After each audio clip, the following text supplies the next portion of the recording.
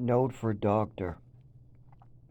Something's been going on for the last 5 years or so that I haven't mentioned that's on top of everything, but it probably has to do with my neurological disorder or some of my earlier injuries. It might be only 3 years now of this one. This one, oh fuck.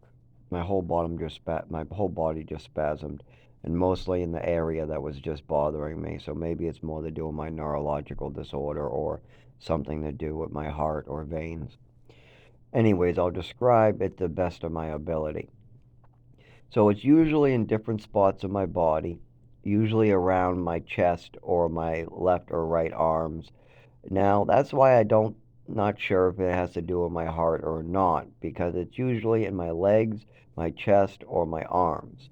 Now, that might sound weird, but it's in where there's a lot thicker and bigger veins, and it almost feels like a pain that's pulsing, and it's right where a vein is. You can almost feel the pain, like somebody's trying to devein you. It almost feels like somebody's trying to rip the veins out of your body. It really hurts. It's a throbbing, sharp pain, knife almost. Like, how do I describe it? Like, just now, as it's going on now, my heart was beating a little out of control because of the mold in my home. The windows are closed. It's nighttime. The mold's building up. I'm not feeling too good. It's starting to get to me. My nose is running and getting stuffed up. That's usually, and definitely the mold again making me worse because I closed the windows and now it gets thick air. And I go outside the smoke, and my roommate has been in a rehab facility for weeks. So there's no smoke in the house, no smoke on the walls, no smoke. But there is mold in the windows, mold in the walls, mold in the cabinets, mold behind the cabinets, mold in the other windows, mold in the ceilings, mold. So we know there's black mold everywhere in this apartment. And I've bleached it to the best of my ability, but like in the ceiling tiles in the bathroom, above those tiles, very hard for me to bleach up there.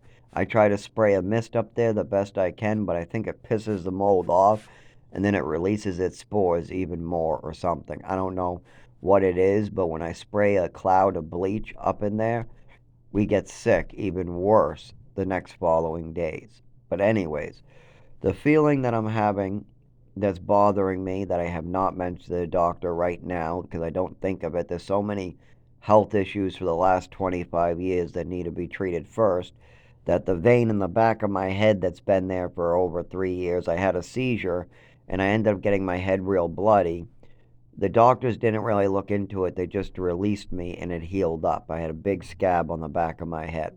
But where that scab used to be, that's all healed up now for years, there's a vein popping out, a bulging, almost like a worm under the skin. That's the way it's kind of shaped and feeling. When it hurts a little bit if I accidentally scratch the back of my head.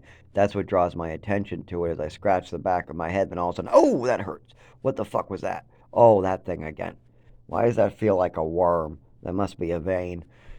So, I haven't mentioned that, but also, every so often in my arm or where my heart is, or right now, it's in my upper right thigh, right where the vein meets the joint. So you know where your legs, where your thigh socket, where your socket is, where your leg attaches to your pelvis, that socket right there. So from the socket down to about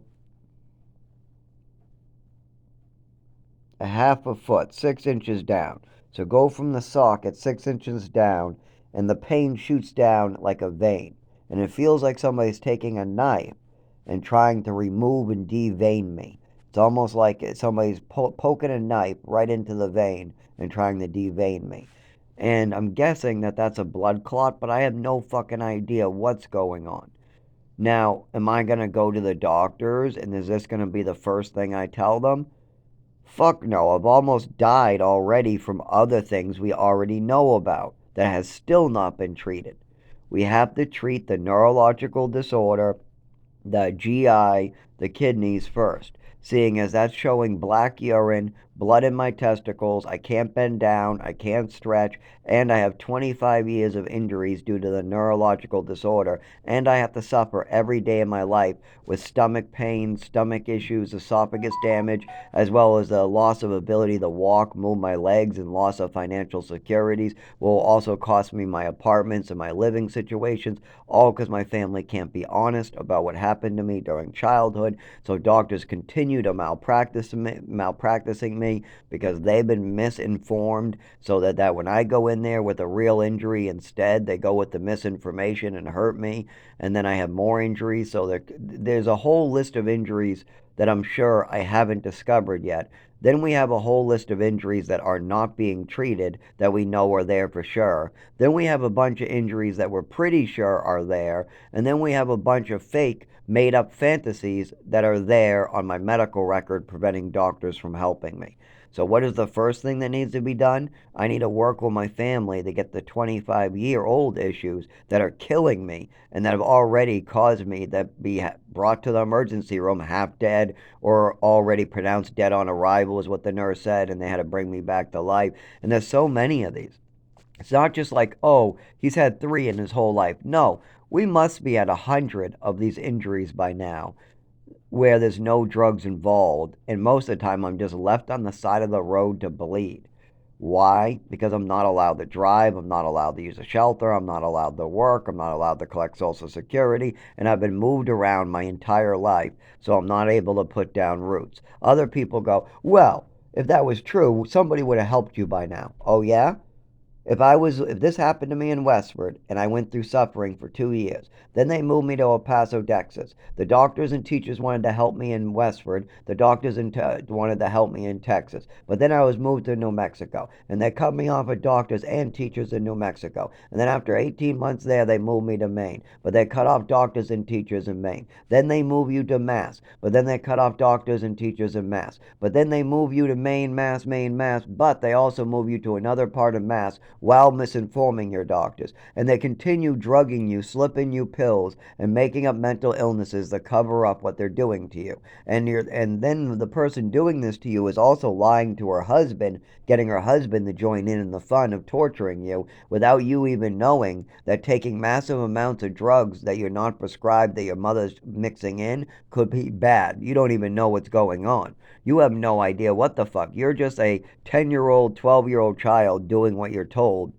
But the people in charge of you, in charge of your body, in charge of your health, in charge of the pills you take, in charge of the food you eat, in charge of where you live, those people have done nothing but cause injury and suffering, and they're continuing to put you in dangerous situations on purpose and then acting like a savior. First they harm you, then they're your savior. Then they harm you, then they're your savior.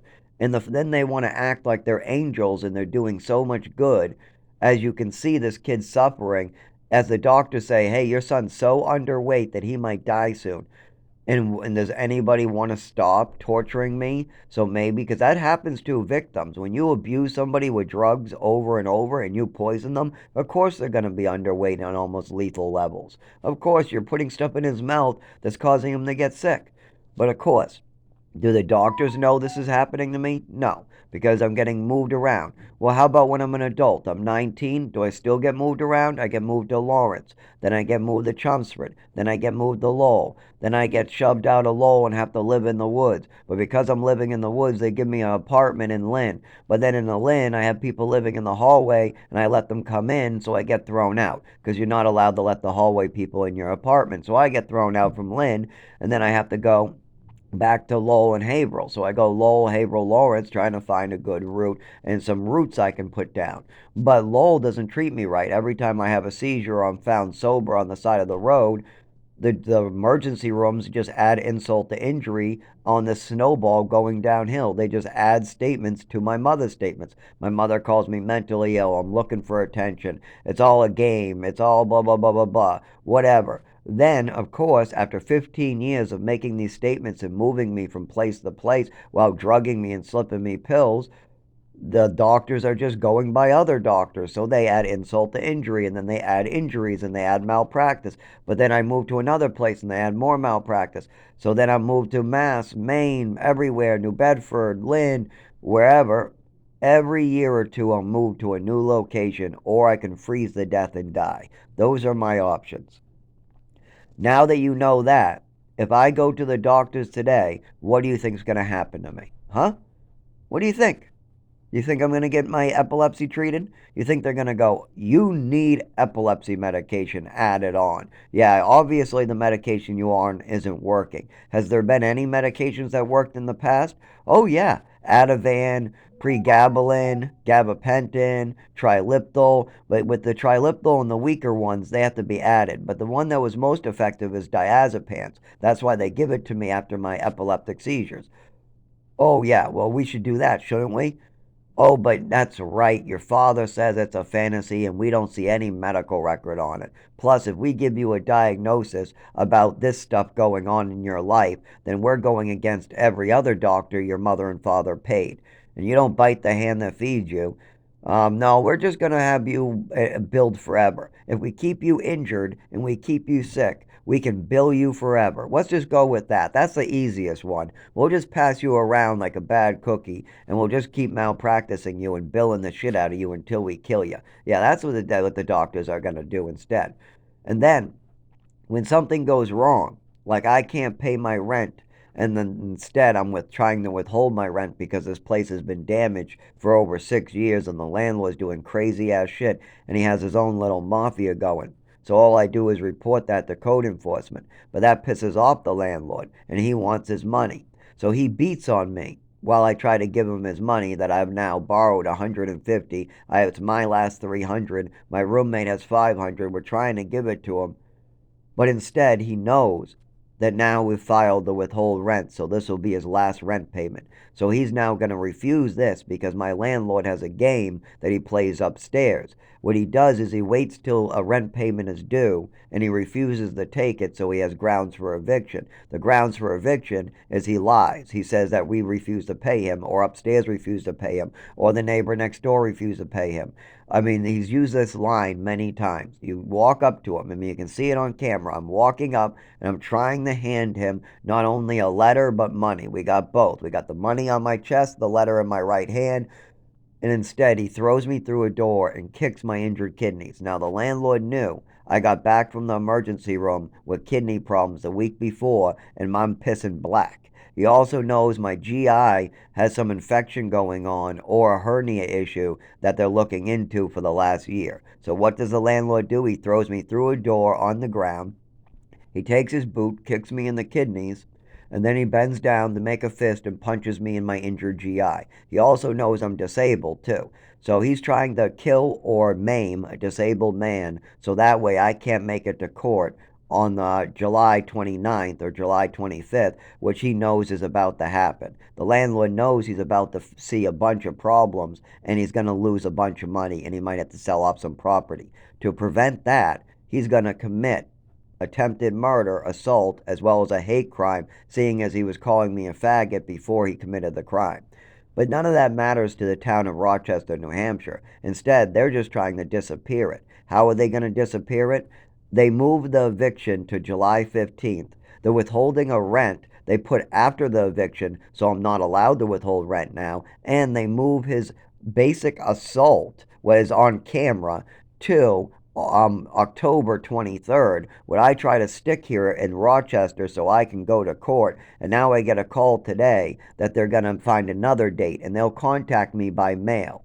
But they know I don't have a mailing address soon because I'll be moving out by the end of this month in a week or so. So by moving the court date for the 23rd, by erasing that court date and moving it months later, they know I won't have a mailing address, most likely not even a phone, because they've now let the landlord put me out of work permanently. I have no money, but yet the judge has told me to give the landlord money or the landlord's allowed to throw me out on my ass. Now, why is there no money at work? Well, I have pre-existing conditions for one. For two, I was injured. For three, a landlord's kicking me on the ground. So we got my father injuring me. We got my mother injuring me. We got my mother and father cutting off doctors, making it really hard for the doctors to treat me. And then we got landlords kicking me in my injured parts, making those injuries worse. And then when I get injured by the landlord worse and I go to the emergency room, again, the doctors have no interest in making me better. Instead, they just want to bill me like their own private piggy bank.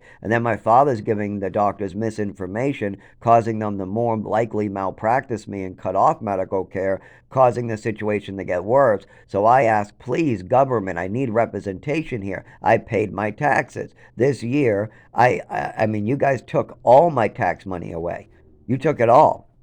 I usually get $1,200 in a tax return if I work for $6,000 a year. And I worked my $6,000 that year, and I saw it right on my W-4 or whatever it was. It said more than $16,000. Was how much I put in and all that and how much I made. And I saw that I paid the same I always pay in taxes. So I should be getting about 1,000 back because I usually get 1,200, but every year they're taking more and more out of that. You know how much they said this year I'll get? $18. I paid in the same amount. I worked the same amount. I filed the same number of withholdings. Everything is the same as the year before, even the amount of money I made.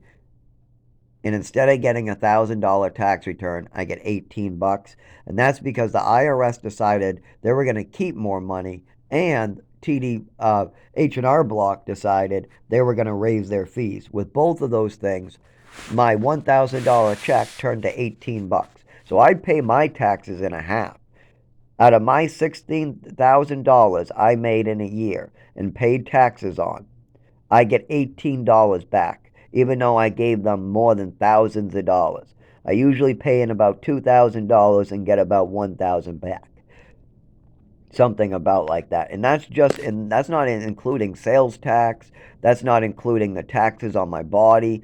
That's not including the volunteer work I do. That's not including that when another person, 84 years old, needs his legal services like rep-payee-ship, medical care. He's 84, remember? When he asks for these services, they try to confuse him out of getting them, and then they use me to pay his rent. They ask me to cover an 84-year-old's rent because they can't seem to get him a rep payee. It's only $40 a month for a rep payee. It only takes a conversation, and I convinced David to agree to do it. So now all they need to do is put the paperwork in front of him and point in the right direction, and then I'll bring David there. But instead, the state has made things so difficult on purpose, and they've just saved the landlord a fortune.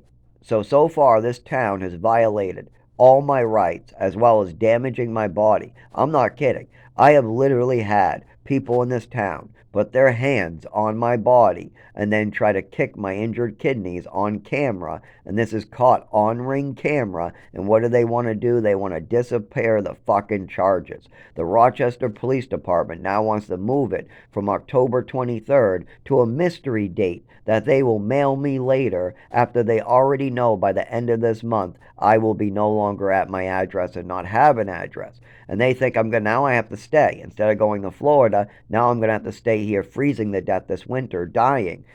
So instead, I plan on going to Florida and killing motherfuckers. That's probably my best bet, right? Now that's just me venting right there. I'm probably not going to be able to do anything about it. Most likely they're going to kill me.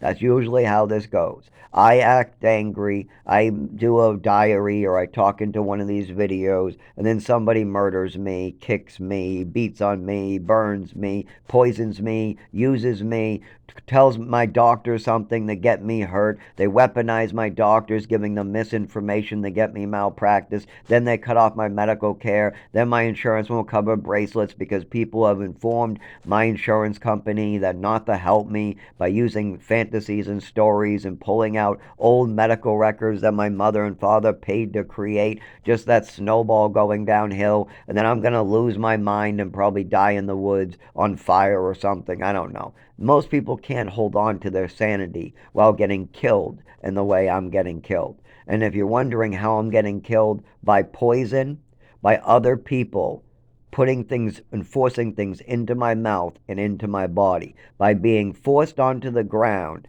and getting injections of the same drugs twice in the same hour, by a mother telling me to take my meds and then slipping dangerous drugs into those meds, then destroying my nervous system, then trafficking me around the country while trying to convince doctors to malpractice me. Then, as an adult, them trying to create a snowball where doctors do not feel comfortable even treating me because they're looking at a whole bunch of paperwork that says, oh no, don't treat him, it's all a fantasy, it's all. And this paperwork is just my mother's and father's statement. There's no proof. There's no proof that I ever made up a story at the doctor's. There's no proof that I'm looking for attention. No, I actually have PTSD at the doctor's and I'm afraid to go. I'm afraid right now to get looked at, even though I need an emergency room right this moment. Right this moment, I need an emergency room for my GI. But I am terrified to go. I've already gone to the emergency room Frisbee, the emergency room Wentworth Douglas for this injury while it was bleeding into my testicles and it was visible while my urine was coming out of my penis black, and they still malpracticed me around here. So now I'm moving towards Portsmouth to go to an emergency room. First I went to Rochester Frisbee, then I went to Somersworth in Wentworth Douglas. They kept on malpracticing me. When I needed a do not lift order, they gave me my excuse from gym class like I'm a fucking child. Why? My father and his wife were saying that it's an immaturity issue and I'm just childish. I'm just a child trying to get back at them or something. And that's what they're telling my doctors on the phone as they are my emergency contact, just so the doctors can send over I'm having seizures, epileptic seizures, I'm falling down, they're scraping me off the cement like they've been doing for the last 25 years. But what I did not know, is when I was being brought to the emergency room unconscious from a seizure with no drugs in my system, my father, my emergency contact was my father, instead of the hospital giving him information, him and his wife were giving false information to the hospitals, and then the hospitals were basing their care off of my medical records and my father's and mother's and his new wife's information. And that is why I'm having so much difficulty at the emergency rooms with getting treatment for things like bleeding internally, having black urine, having seizures on the side of the road and being left there for sometimes days, or being just left there, or being found there, or being bloodied there, all sober. And they always see clean urine, clean, clean, clean. I think that since the 6 years I've been in New Hampshire, they've only found one dirty drug test, and that was for PCP because I had the flu and I took Tylenol cough and cold. That's it. And we know that one going back years because when I was 16, I used to be a cough medicine user, so we know dextromorphin comes up as PCP. But I hate cough medicine today. Why? Because it doesn't agree with me. It doesn't. I can't take it anymore. And plus, it's a childish drug. It's made fun of. And I don't want to be made fun of as the guy who takes cough medicine, so I don't have any interest in that drug. And I have plenty of drugs I can have access to, like alcohol, that I can also get in powdered form. I got online drugs I can order. If I wanted drugs, I would just go online and get those, what do you call them? The LSD. That's really a different version of LSD that you can order legally to your home. I know a million different drugs I can get ordered legally to my home. I don't need fucking cough medicine. But if I have the flu, or if somebody else wants to buy it off of me, I'll deal with the stuff. Tylenol cough and cold is about the only thing you can use during the flu. And as long as it's only 15 milligrams of dextromorphin, that's fine. As long as we don't go over 30, that's fine for me. But, even at 60 milligrams for one day, I took 2 in the morning, and then I took 2 on the way to the emergency room, and I had flu symptoms. I had flu symptoms for weeks and weeks and weeks. I was at the emergency room, I think for a seizure maybe, or something. I forget what I was there for. There was other symptoms, but I also was reporting flu symptoms for quite a while. I went in there on my own accord. I wasn't like found. I walked in, and they said that my urine is clean. They just asked me about the PCP. They said, why are you doing PCP? said, I don't do PCP. That's a fucking nuts drug. I said, maybe LSD, but not PCP. Wrong drug, buddy. Wrong guy. I like my weed and I like my mushrooms. That's me. I've never taken even LSD, but that's the closest three-letter D word that you'll get with me. I don't know. I don't understand. And then I tell him, I did take cough medicine. You understand that, right? And he goes, I didn't know that was a thing. You should. Every hospital knows that that's what happens if you take cough medicine, you fail for PCP. Every teenager who's ever abused cough medicine knows this fact. It's happened to me during my teenage years, what, 7 times? 7 times I failed for PCP. I was failing for PCP at the age of 14. I remember being in some halfway type of unit, some hospital unit like a treatment center, and this was a different one. And this one, I guess, was deserved because I was taking too much cough medicine, and that needed to stop. I agree with that. But that's because my mother was abusing me, and it was helping me with something else with my physical health that would instantly get better. So that's kind of like the definition of addiction. If you are having a health problem and nobody is going to help you, and you find something that's helping you, you want more of it. And that's like the definition of addiction. So I had a big problem during my teenage years where I just wanted to be able to use my legs and walk. But then at times I would go too far with it because 4 cough pills, I can walk a little better. My speech doesn't get better. It just numbs me a little bit, numbs my back. But like opiates, like I said with opiates, it doesn't treat me. It just numbs the entire body. So it's no good. It's no good as a treatment, just like opiates are no good as a treatment, because it makes my speech worse, and if I go overboard with it, then everything gets worse. I still get the numbing. I won't have an epileptic seizure, but I'll be sitting there stoned, slurring my speech even more than I do on a regular basis. So that's a big problem. So no cough medicine, no opiates in my life.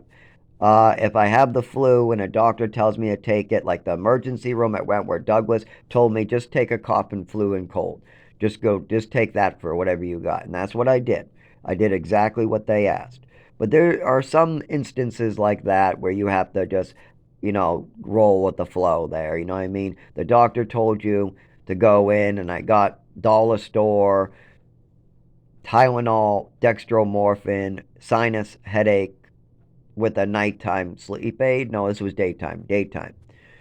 And it had the low dose of dextromorphin because I don't need much of a cough suppressant. I need more of all the sinus, Tylenol, but I also have a fever, so dextromorphin helps you not realize you have a fever too.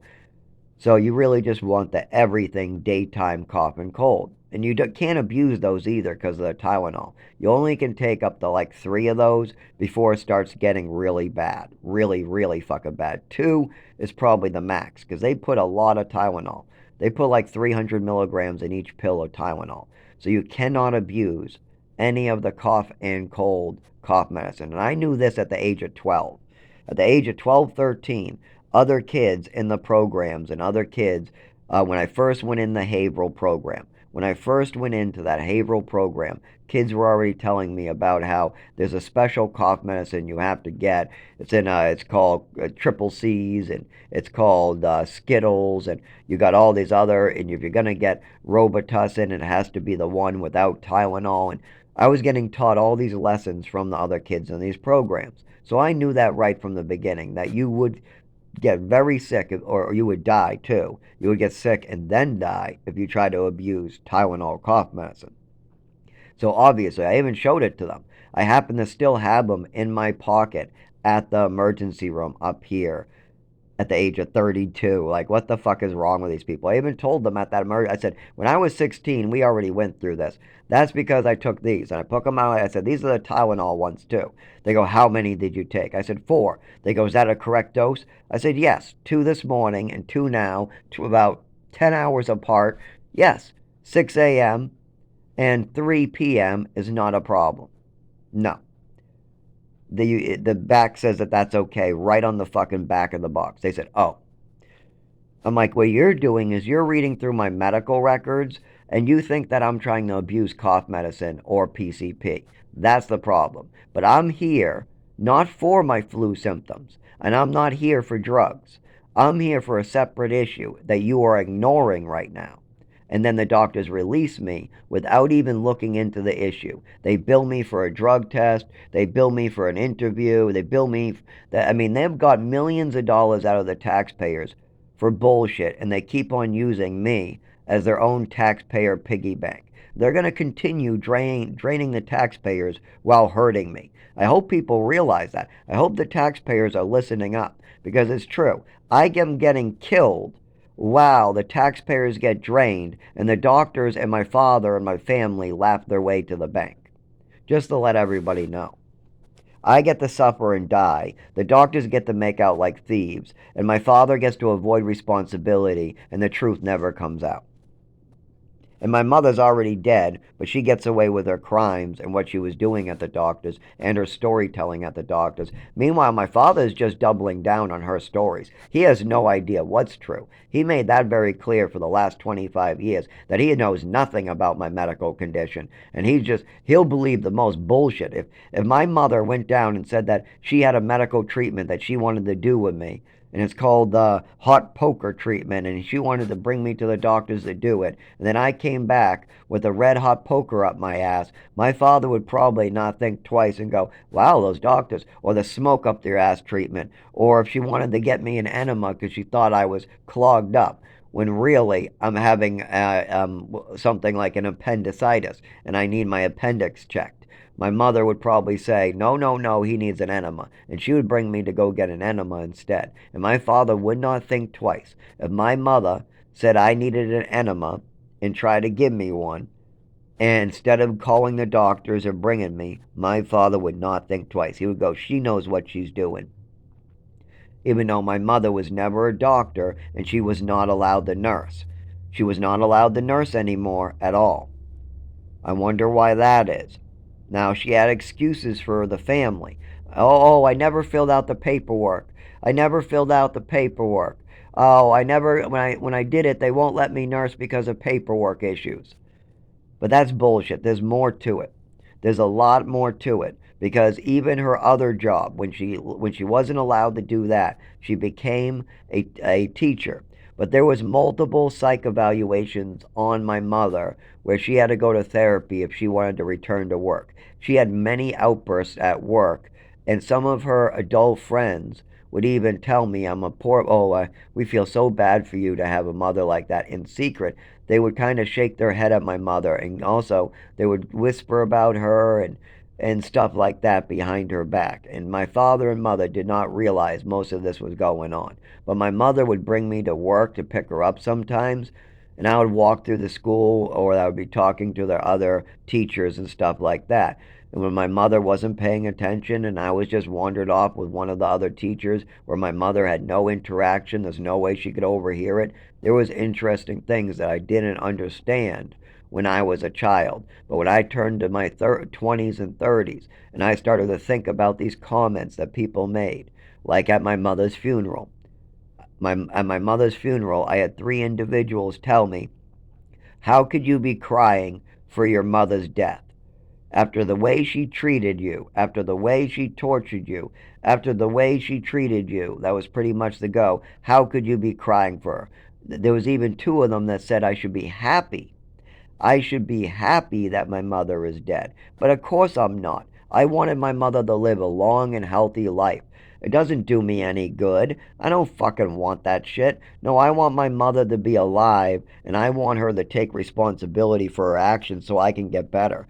Then she can live her long, happy retirement. I can live my long, happy life, and then my father can live his whole long, happy life. There's no reason to get negative with any of this, but instead, at my mother's funeral, I'm getting people coming up to me telling me I should be happy that my mother has passed away. How fucked up is that? And now these same people try to act like they can't believe that my mother did these things, even though they already knew. They were coming up to me telling me about over-medication, how she was acting crazy, how they were scared, how she was hitting me with a ruler, how she was acting unstable. And then in Westford, I was only 5, 6, and 7 years old, but I'll have flashbacks and horrible nightmares for the rest of my life. I used to wake up in Texas from nightmares of my mother slipping me pills and me getting sick.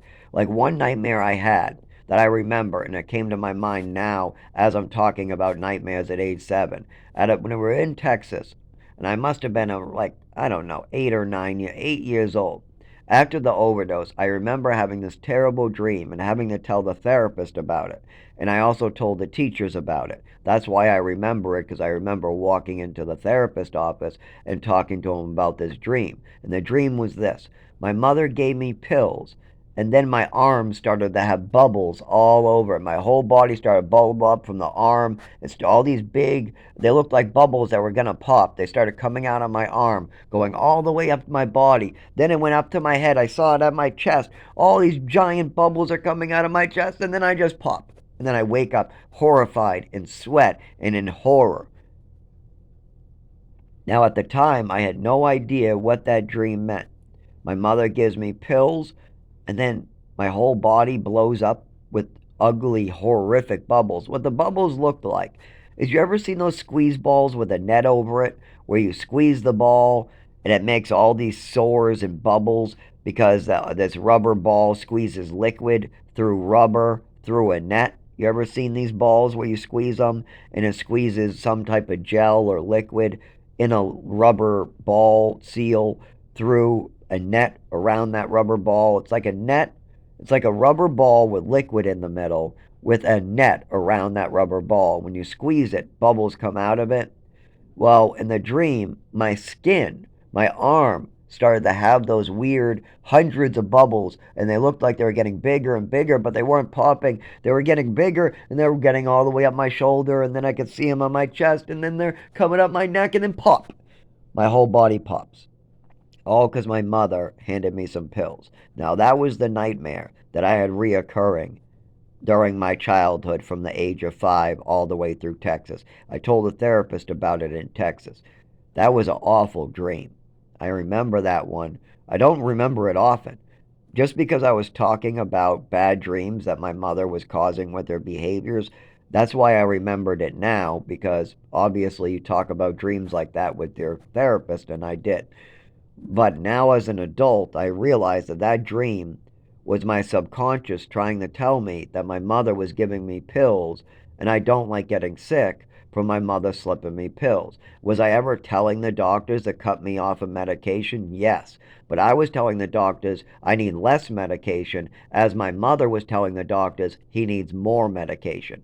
Now, I'm underage, so who do you think the doctors listened to when my mother had fantasies and stories? So guess what? And guess who paid for all this torture? The taxpayers. And guess who's going to pay for more torture? The taxpayers. So instead, the taxpayers should pay for what I want, right? I want to get better. Shouldn't the taxpayers pay for me to get better? So what we need to do is clear out all these mental illness fantasies. I only have anxiety and PTSD. My PTSD comes out during doctors, when I think doctors or psychiatrists are going to misunderstand me and hurt me. That's my main PTSD. It comes from a black guy choking me out and hurting me. So big giant black people, yeah, I get PTSD with them. And I also have PTSD with doctors and my mother, but I wasn't allowed to talk about those things. So nobody told me that what those nightmares and those flashbacks I was having were from PTSD of doctors and my mother hurting me. When the doctors were having nurses hold me on the ground and double dose me and inject me with drugs against my will, to the point where I couldn't get up out of a seat, so I would be shitting my pants because I couldn't move my body to get to the bathroom, because they now have given me double doses of serious drugs and drugs on top of that. So much, and now they're saying they only gave me 1 dose, even though they gave me 2 doses. And that's the problem. They gave me 2 doses instead of 1 dose, and then they added doses of other stuff on top of that. If they knew how many drugs they gave me, they would know why I was shitting my goddamn self, because I couldn't even move. That amount of drugs is dangerous.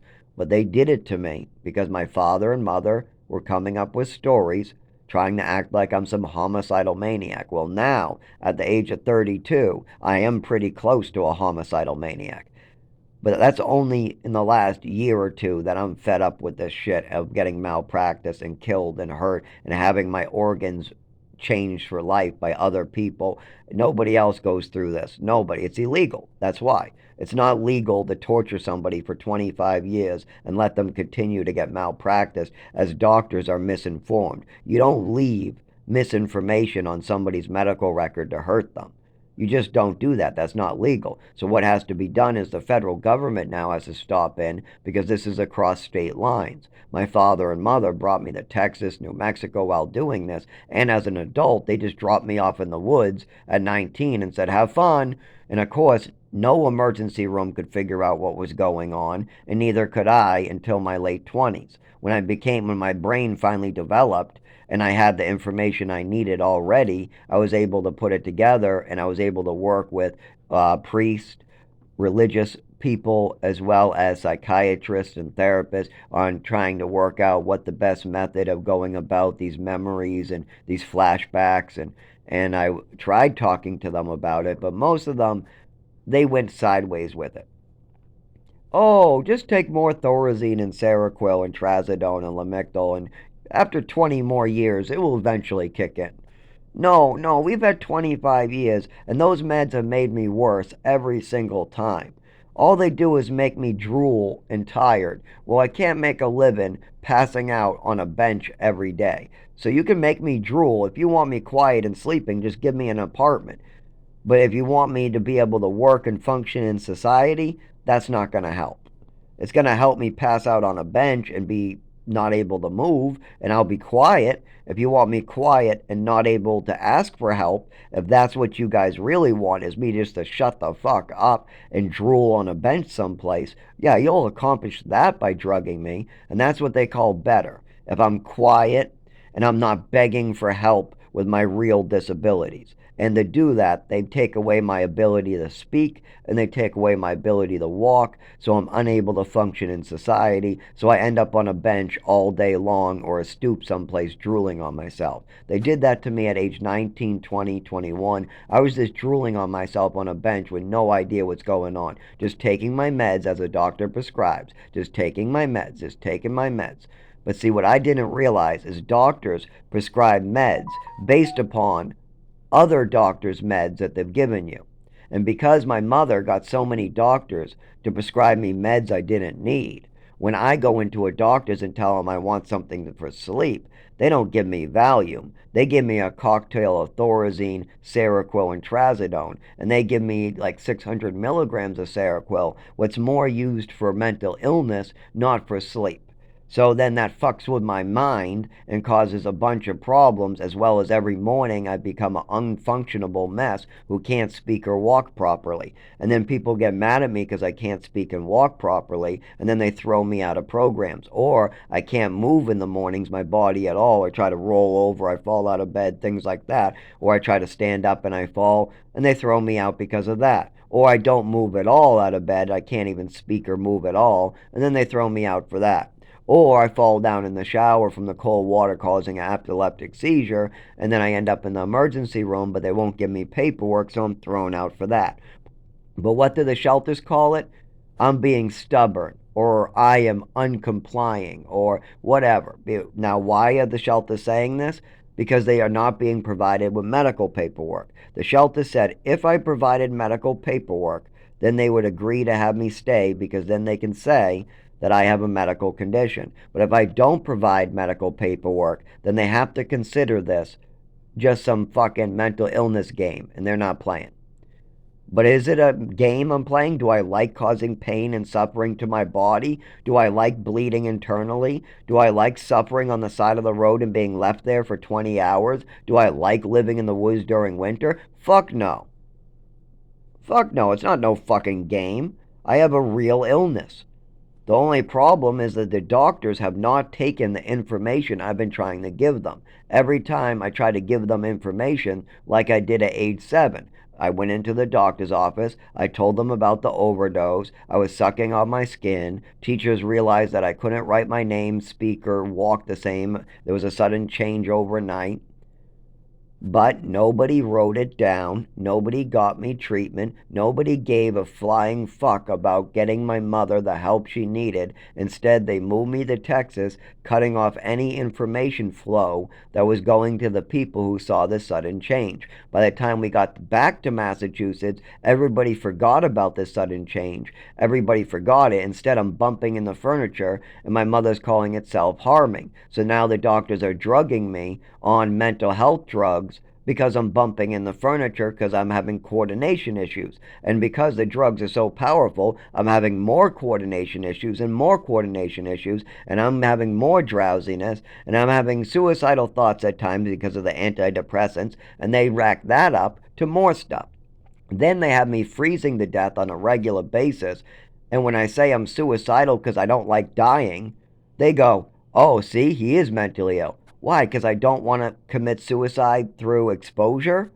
And if I have a choice to either commit suicide through exposure or an overdose, I rather it be an overdose. Or if I could choose exposure through a hanging, I rather it be hanging. Or if I'm dying from exposure and you find me unconscious, you tell me I was pronounced dead on arrival, then I freeze to death again, and I freeze to death again, and I freeze to death again, and it's only been 7 days. And on the seventh day, I decide to cut my wrist, and all of a sudden, I'm getting better because I'm in the heat. What the fuck? Why do I have to be suicidal in the woods dying, cut myself, and then you'll help me? Why does it always have to be some mental illness and then you'll help me? Why can't you just treat my injuries instead of using me as a cash cow to get more and more money out of the taxpayers? My father gets away with his shit. He gets to avoid responsibility. My mother gets away with a crime and destroying another person as well as killing them. The taxpayers get to pay a ridiculous millions more dollars for bullshit that doesn't even need to be done. All they have to do is one time, the doctors just one time have to write down Zachary Newell has something wrong with his nervous system. He has problems moving his legs at times. His speech is affected by a neurological disorder. This started at age 7. There are medical records supporting these claims. It was originally reported as an allergy attack, a mysterious allergy attack, but it was actually an overdose. We know he was administered medication, and then he went blind when he reported these symptoms in Westford at age 7. So we know the doctors have reports of this. It's just under mysterious allergy attack. So they write that file down with what happened to me, what's wrong with me, and then they give me epilepsy medication, and you'll see the improvement overnight.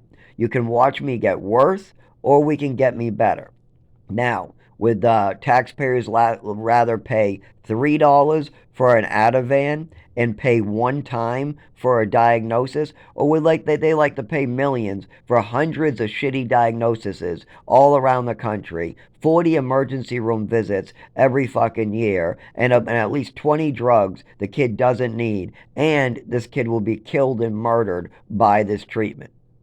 What does the taxpayers want? Do they want to kill me, or do they want me to get better? Do they want to spend millions, or do they want to spend hundreds? Oh, that's right. According to my doctors, the taxpayers should pay millions to hurt me. According to my father, we should pay millions to hurt me. According to the state, that's the best thing to do, is have me constantly going into the emergency room and being found on the side of the road, and then malpracticed over and over, making me their permanent little piggy bank.